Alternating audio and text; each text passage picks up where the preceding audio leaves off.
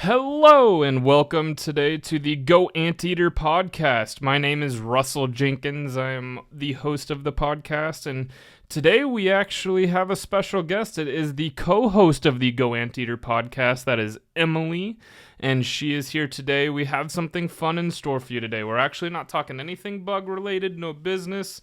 We're doing a Halloween special, and with this one, we're just doing some talks and talking about 3 different horror movies. Well, 2 horror movies, one that's kind of like a funny horror, just to kind of give you guys a little bit something different. So, how are you doing today, Emily? How's your day going so far? It's going pretty good, Russell. I'm very excited to be here and to be talking about one of my favorite subjects in the world, the horror movies. Oh, I'm right there with you. I think we're going to have some fun with this podcast today. Yes. Also, let's just be honest about what's happening. You are not here with me. You are remotely, and we're doing this. And so if I stop looking at the camera, it's because I am distracted. Folks out there who are watching on YouTube. Which, by the way, if you aren't watching on YouTube, you are missing out on Russell and I in our Halloween costumes. So go to goanteater.com. ABC Home and Commercial Services to get to our YouTube. Yes, thank you. Yeah, it is we wanted to make sure that there was something for you guys to look at while we're on the podcast as well. So anyone that's just wanting to have a little bit more to the podcast, know that you can check us out on YouTube. So today we had 3 different movies that we watched, and we're going to talk about today. The first one, I'm actually okay with any order, so I'm going to let you pick the order that we go through. But the 3 movies that we've chosen is Shaun of the Dead, The Void, and please remind me of the title of the last. Scary Stories to Tell in the Dark. Yes. That's correct. Which, if my preference is The Void, Shaun of the Dead, and then Scary Stories to Tell in the Dark. Because I actually have the books with me. Ooh, nice. We've got a lot of things to talk about. I like that. So, The Void, you watched it, yes? I did watch The Void, yeah. That one was a pretty heavy, intense movie, but it was I liked it. I liked it quite a bit, actually. Yeah, I saw that movie in theaters and was afraid to drive myself home after seeing it. I checked my car like extensively to make sure that no one was hiding in it before I left the movie theater. And then as I was driving home, I kept looking in my rearview mirror to make sure that there was no sort of like demon or anything else hiding within the depths of my car. It scared me, and I don't get scared very easily. Oh yeah. No, I'm right there with you. This one was definitely intense. I see why you gave me that warning. So one of the reasons why we're remote today is that I'm expecting a little one at any moment. So we're at home. But when you gave me that warning that there was a scene in there of a pregnant woman, I let Mary Margaret know about that. But man, you weren't kidding. That was pretty intense. Yeah. Russell, so what if Mary Margaret has the baby right now? And you have to go to the hospital in your Buzz Lightyear in my Buzz Lightyear outfit. Yeah, like that would be quite hilarious. That would be funny. Yeah. I mean, it would definitely be. I would be the only one in the hospital probably wearing a costume at this time. It's true. It's true. But yeah, so that scene particularly, really kind of. That was kind of, for me, like the climax of everything, because that was kind of like the point of no return. Right. I didn't really expect for that character to succumb to, her fate, but she did. And actually, I'm kind of confused by the cult aspect of that movie. Did you? I agree. You got. Yeah, what are your thoughts on that? Because I was sort of left like, wait, so why are these people important? He needed these, this leader needed these people in order to get to a different realm. I didn't. That's like the one the hanging part of that movie that I just didn't quite get my head around. I would agree. I don't really. I think that it was like just it added to the suspense of the movie. It added some of that uneased feeling. But yeah, I didn't really understand myself why they were so heavily a big piece of the movie. I mean, before we dive into it more, I'm sure there is plenty of listeners and viewers that have not seen The Void. So if you haven't Yes. seen The Void, do you mind giving them like a spark note of the gist of The Void? Yes, and I will also say spoiler alert. So if you haven't seen The Void, now's the time to cut out, go watch it, and then come back and listen to the rest of the episode. Okay, so it is. We start off. I'm not going to do like a full synopsis, but Right. we start off. It's a small country, or not country, but a small countryside town, and we are there's a sheriff who is just about to get off duty, and he finds someone crawls out of the woods, and he thinks that the person that's coming out of the woods is like a drug addict, and takes him to a hospital where there's recently been a fire. Like the bowels of the hospital mysteriously caught on fire, and they are moving all of the remaining patients and staff to a different hospital. And so they get to this hospital, and all of this weird things start happening. Creatures from a different dimension just start showing up in the hallways, and things get bloody and gory and violent, and they're figuring out like what is happening at this hospital. And there's a darker secret to it all, about the doctor who is in charge of the hospital. And I'll leave it at that because I don't want to spoil it. How was that? Oh yeah, no, and I thought that was a great synopsis. And then one of the things that, like, man, Beverly creeped me out, like, really right off the bat, kind of at the beginning of the movie, like, where she's holding the scissors and she's like repeating over and over, "This is not my face. This is not my face." Oh man. Yes. That gave me like the chills all over. Russell, did you know that movie was crowdfunded? That was crowdfunded? I did not know that. Yes, that's intense. That was a crowdfunded project. And yeah, so completely made by people who just wanted to see the movie get made, which I thought was pretty interesting too. I don't think and to be as successful as it was, goes to show you. Oh, for sure. Oh yeah, and that's a Canadian horror movie, correct? I believe sir. So. Yeah. It sure is. So what's one of the things that really stuck out to you in that movie? What made your skin crawl? Well, hardly any of the effects in the movie are CGI. Most of everything were real effects created by, like an effects team that belonged to the movie. So all of the nasty and the just the prosthetics and the makeup and everything, that's all real. You're watching that with your own very eyes as it exists. Right. And that you don't get that a lot in movies, especially in horror movies these days. So that I really, really enjoyed. And it's just the creature feature of it all. They took a lot of their inspiration from movies like The Thing. And I know that they also, it's got like a Lovecraftian spin to it all, the different realms and the evilness of it. But yeah, that was my favorite part, was just after seeing it, being like, oh, how did they, because that's kind of what I do when I go see movies. I often ruin movies for myself because I'll start reading about them while I'm watching them. But the fact that they made all of those special effects is just crazy to me.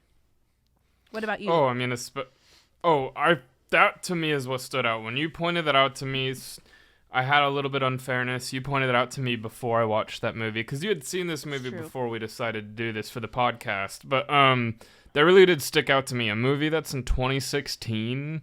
Typically, those horror movies are using very heavy visual effects to accomplish what they're trying to do, which to me, when it comes to horror, some movies like the action movies and stuff like that, CGI or visual effects adds to the movie. While I think that a lot of the times for a horror movie, the more real it is, honestly, the more chilling, the more uneased you get with the film. So I think that's why that movie just left such an impact on me. It was a very it was intense. That's like if I could pick one word to describe how you would feel going through your journey of the void, it's just intense. I mean, everything from the beginning to the end is very bloody gory, which I love that. I mean, it's part of the reason why I like horror movies. Right. But seeing that with the actual live prosthetics where it's not something that's created by a computer, it's more relatable to the audience. You can get more, it's more real to you. You can actually relate to it a little bit more than, say, someone jumping or doing some crazy stuff and what you do with like the visual effects of things. Yes. Yeah, my favorite part. So, there's a lot of horror movies now where you'll have a person who's like doing a weird contortion backwards and then they're walking towards you. But you can tell, well, a lot of the time, sometimes they do have like very talented people who can do that, but a lot of the time that is CGI. And so just knowing that, it's hard to describe how awesome just the art in that movie is. Well, I get what you're saying. Like the whenever you see something bend over backwards and they come running at you on screen, it's almost like it is a little bit scary, but you can tell that a computer generated what's coming at you, which makes it less real. It makes it kind of where you can live in this isn't really happening. This is just a movie. Where The Void definitely pulls it in. Yes, realms and stuff like that, who knows? I'm not to be the person to say anything yay or nay on that. However, it is the way they approach prosthetics, the way they approach their effects, it felt real to the audience. It felt like it was actually something that you could reach out, touch, and put your hands around and actually have actually like if I relate to the woke movie up that way. In the next realm, I could hold this big scary creature. Exactly. And just the everything about just the colors. Like, hospitals are not exciting or fun places to be usually, so it's all of it is. It's just got a creepy vibe to it. It does. It does. It's definitely, when you recommended that, I'm a huge horror person, and I had not seen that before this, and it has gone down as one of my most recent favorite ones for sure. Yeah. Okay, well, do we want to move on to Shaun of the Dead? Yeah, totally good. So now we'll move into like a little bit more of that comedic relief. Shaun of the Dead is, spoiler alert again, which I really hope you've seen Shaun of the Dead, but hey, if you haven't, you haven't. And what's funny is that like last week, for whatever reason, I was saying Sean Pegg or Sean something else. It's Simon Pegg is actually who I was referring to when it came to Shaun of the Dead.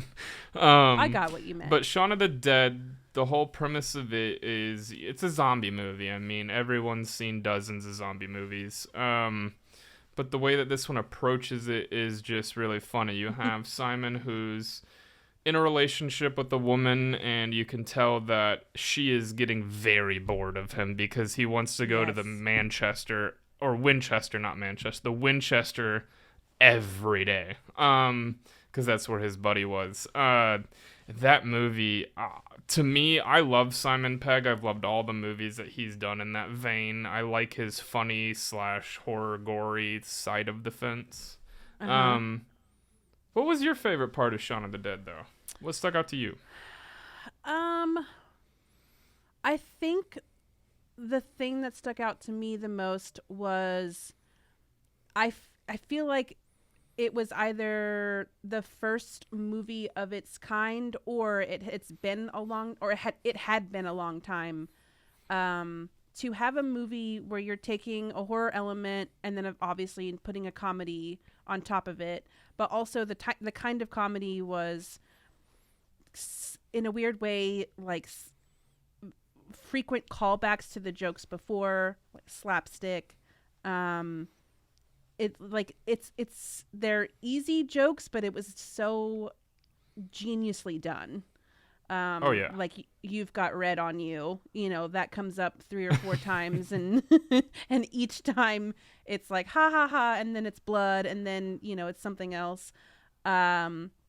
Or going to the Winchester, the place where Shaun and I forgot his girlfriend's name, Liz. Liz. That's the last place that they want to go, but it's the last place in the world that they're going to be able to go because it's the end of the world.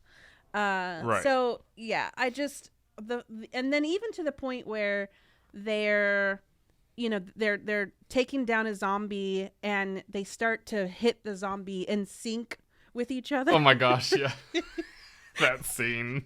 Like all of them dancing around it and hitting it. Yeah, it's so subtle. But yeah, when that movie came out, I was obsessed with it. It was so great.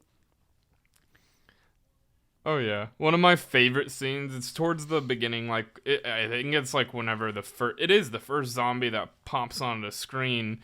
They're in the backyard and they're like looking around trying to find something to be able to kill the zombie with. Once they realized they accidentally shove her and she like falls back and like the pole goes right through her stomach. Man, that made me crack up because they're like, oh. But the best part after that was going and getting the vinyl records. And they're like sitting back in the like just flipping through. Is this one okay to throw? No, I like that one. Keep flipping. And the zombies are just walking towards them this entire time.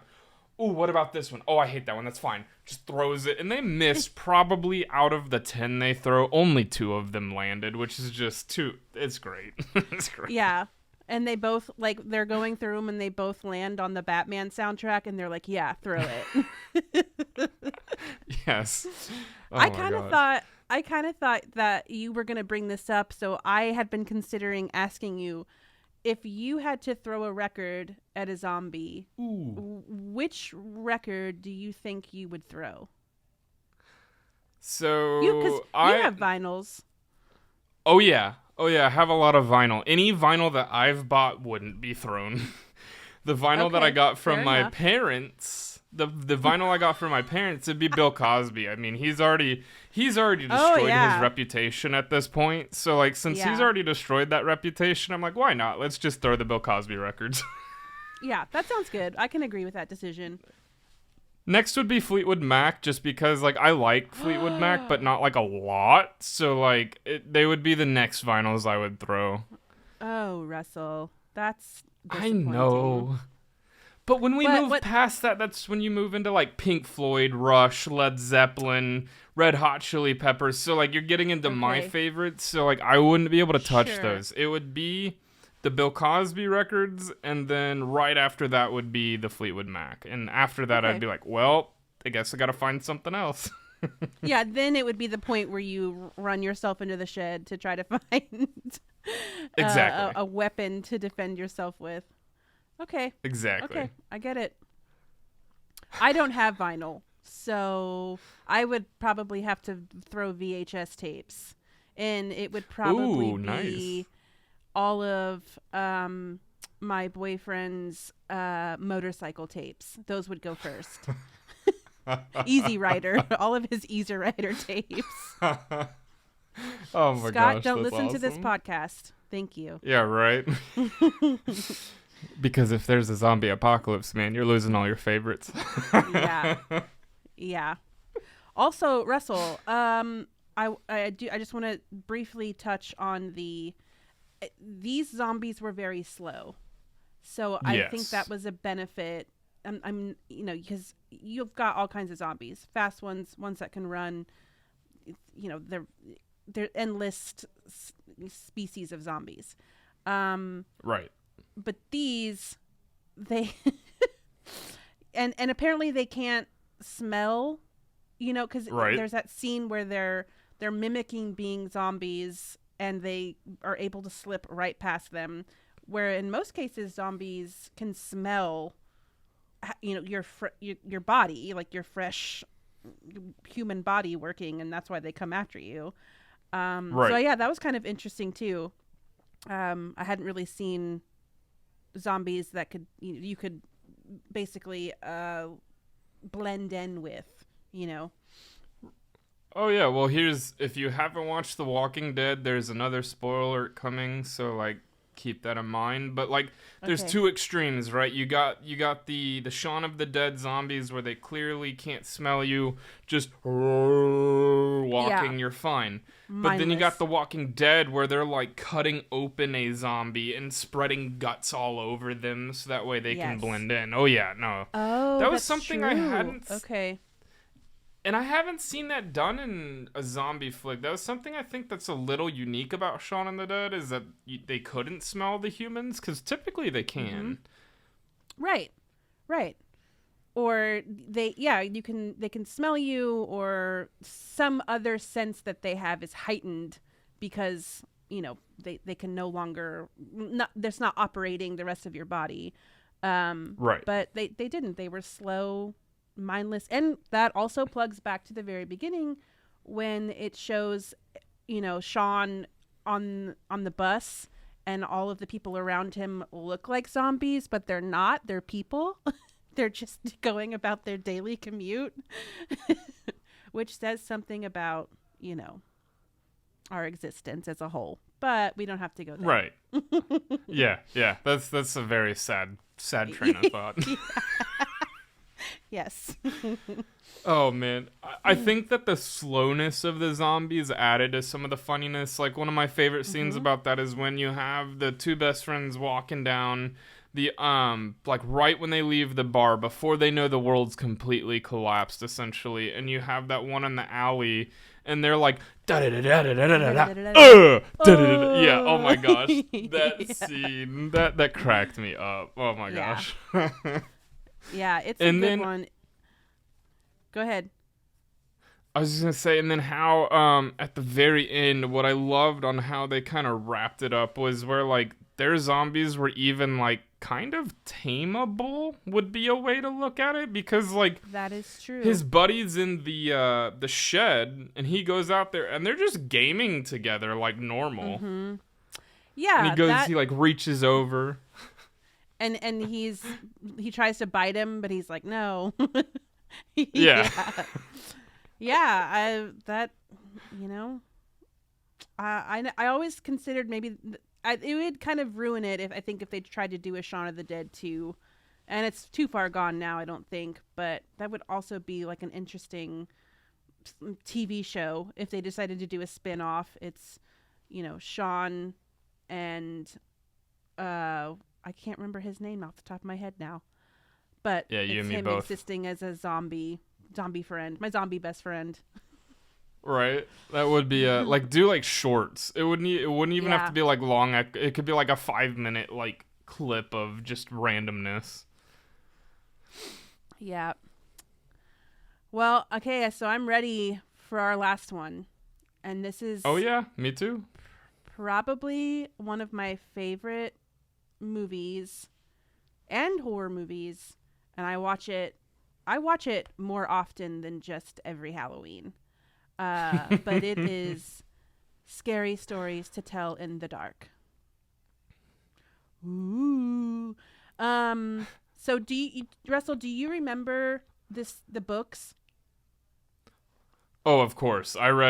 Okay. I read the whole book, Okay, excellent. the whole Well, there's series. there's 3 books. Yeah, I read the whole Okay. series. Okay. Okay. Do you remember what your favorite story from any of the books was? Ooh. Man, that is a tough one. I'm gonna let you go first on this one. I haven't read the book. It's been a minute since I read the books, and I probably should have done my homework first. But Well, yeah, I'll let you take this yeah, first. I read them at lunch. I read all 3 books at lunch. So I'm a little caught up. Nice. My favorite story has always been Harold, which is also the first story that they open with in Scary Stories to Tell in the Dark the movie. Right. Um, I've always, anytime I've seen a scarecrow, I've always gone back to Harold from Scary Stories to Tell in the Dark. And 100%. I, when you watch a movie, like when you've read a book and it's sort of like a childhood favorite of yours, and then they make a movie about it, sometimes it can be very disappointing. Yes. But 100%. this movie, I feel like, did the books justice so well. Because I would agree. Harold in the movie is absolutely terrifying.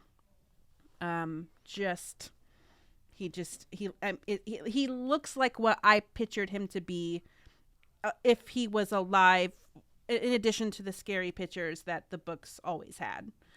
But yeah, Harold is scary. Oh, I would agree. I loved how they made the visual where you could see like him coughing out straw, the straw coming through his fingertips, like Yeah. everything that you would have read and felt like in your head. I totally agree. That movie is beautifully executed because those books came out quite some time ago, and where I actually came across those books was from you remember like the book fairs at schools? Yes, I do. So I think I was in like 4th or 5th grade, and my mom didn't realize what she had got me at the time. And so I remember getting those books, going home and reading through them, and I loved every one of them, and I thought they were very well written. They were very scary, and it's a hard thing to live up to a book like that. Most movies don't compare to a book. I would say this movie, quite frankly, nails it on the head, just like you did. And yeah, to me, it was the straw actually growing through his fingers, where it was like, man, that just, I could feel it. It's like you could almost feel it. It was very uneasy. Yes. And real quick, I'm just gonna throw the book up in front of the camera so that anybody who remembers, this is it right here. By Alvin Schwartz is the author. Well, he gathered the stories, but I also, one of the ones that they did in the movie was The Big Toe. Yes. Because that was pretty scary. It wasn't as scary in the book as it was in the movie. Would agree. But they definitely took a different turn on it. And then the spider bite. Oh, yeah, that one was always one that worried. Spiders, have never been the same since I read about getting a spider bite. You always think that grown spiders are just gonna pop out of your face. But yes, I remember being like a weird little kid in elementary school and sitting in a corner of the library reading these books, and then, being like, why am I so scared? I still do that to this day. Hey, the try to funny freak thing myself is, out. right, if we went to the same elementary school, I would have been in that same corner with you reading the same book. I read a lot of horror books from school, and that was one that I very much enjoyed, so I can relate to that. Yeah. And what was funny, bringing up the spider one, I actually, whenever one of my friends, I gave him those books, because I actually went back to see if I could find them either at my house or at my parents' house, and couldn't find them anywhere. I think I gave them to one of my buddies, back then, essentially. And he, as soon as he finished reading, he actually asked me, do spiders, if they bite you, is that possible? Like, can that happen? And I was like, no, that's not how it works, but isn't that really scary? Like, that's so unsettling? And then how they executed in the movie, that is using visual effects, CGI. I thought it was very well done. I mean, just got bigger and bigger, and it looked so grotesque, and then just all these spiders pouring out. Man, that's something else. Yes, absolutely. And I think that they did a good job creating sort of a storyline and plot as to how to bring the stories all together into like one cohesive movie. Because I would obviously agree. they had to come up with a way to make all these stories come together for a reason. So it was, yeah, I love the movie. I probably watch it once a month. I'm not gonna lie. It's one of Nice. my favorites. So, aside from Harold and aside from the Spider, what is the next favorite of yours in the movie then, since you are so well versed in it?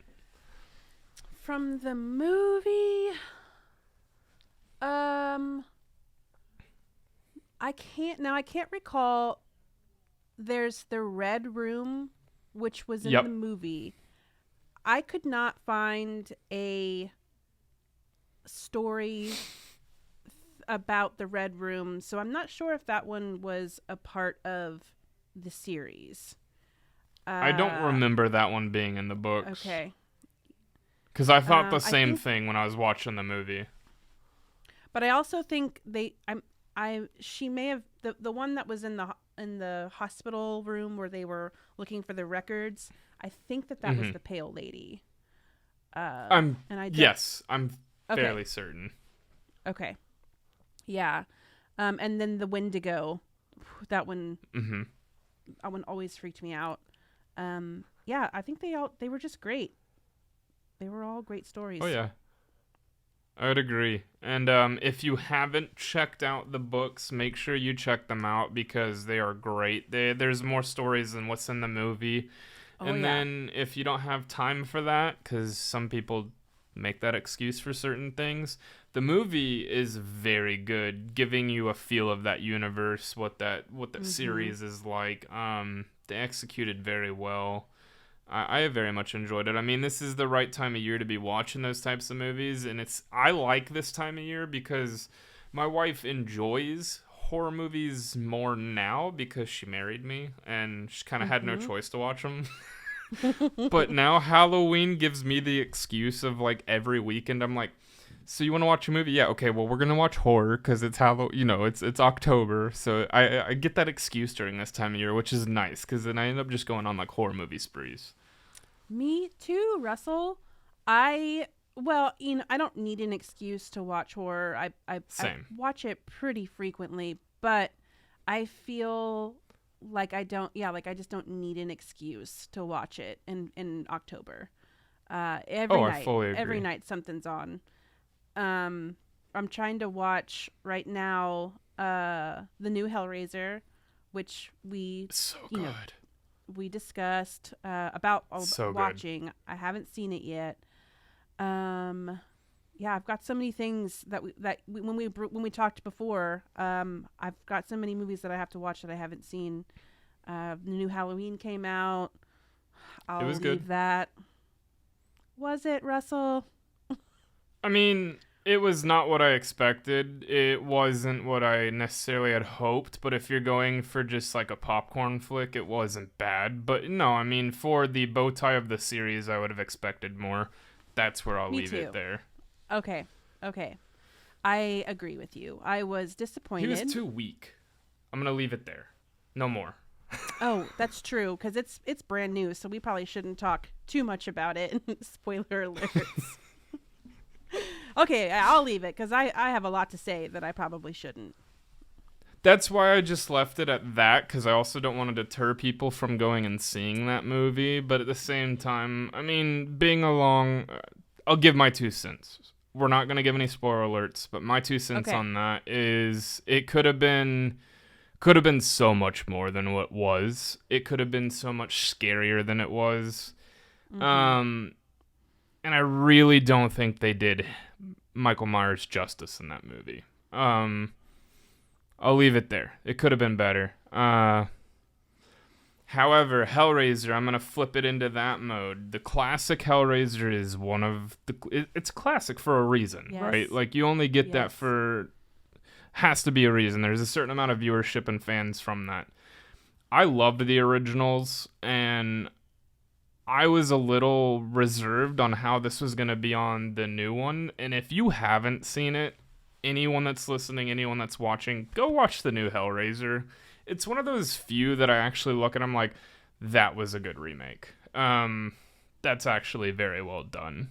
It was very uneased. The way that you have the visual effects and because some of those computerized, to be able to bring full thoughts into reality, they did a good job in that movie.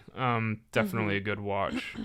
So, did I ever tell you, kind of shifting gears, did I ever tell you the funny thing about in college, my connection, like my relationship with horror movies in college?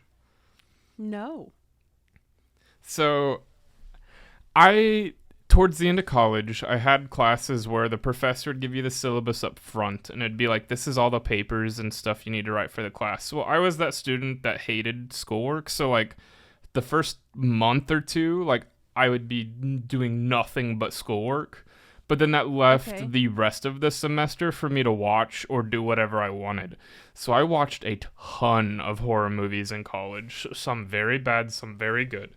But at one point, Mary Margaret and I were sitting down, and she was looking up, and she's looking through our Netflix, all of our streaming, Netflix, the Hulu, the Amazon, and she's like, man, I swear, the CIA and the FBI must have our IP address like tagged as a potential serial killer or murderer, because if you looked at my watch history on all of those platforms, it was literally nothing but just that. Just horror movies. Yeah. Oh yeah. Probably same. We're on someone's watch list. Oh yeah, 100%. That's why I use a VPN these days. I'm just around the world wherever I want to be. Yeah, there. Well, we should probably wrap up because we've been talking for a while. But we have, and we digressed a little bit. We did, which we always do. It's true. Yeah. Well, I want to thank you for joining today. I look forward to you being in more podcasts moving forward as a co-host for the Go Anteater podcast. It was a lot of fun. I had a lot of fun with doing this episode. I hope we do more like this. I think we should. And, since we kind of are driving it, I think we can. Yeah. And I also just want to do a quick plug for another podcast, not ours. But if you are in the mood to hear a very well produced and spooky podcast, there is a podcast called Quick Judgment, Spooked. And they are... I was listening to them all last night, and some of their stories, they have people with real life experiences come and then tell their stories. It is pretty good. So, Snap Judgment, cool. Spooked. Go check it out if you like the spookiness. Spooked. I'm going to have to check that out myself. Okay. That sounds cool. Well, and then again, I want to thank everyone for tuning in today, whether that be through YouTube or any type of listening platform. We're on quite a few of them, or all of them. We like to have fun. The Go Anteater podcast is really just overall telling stories. We're a home service business, but as you can tell from this episode, sometimes we just like to talk and have fun about different things. And I think this was a fun podcast going over horror movies. It gave me an excuse to watch horror movies. It felt like it was the first time I had homework that I enjoyed. Same. Well, thank you again, everybody. We appreciate you tuning in. And please check on our podcast next time. We'll have another episode coming out not too long. All right. Thank you, everybody. Cheers, and have a wonderful day. ABC Home and Commercial Services.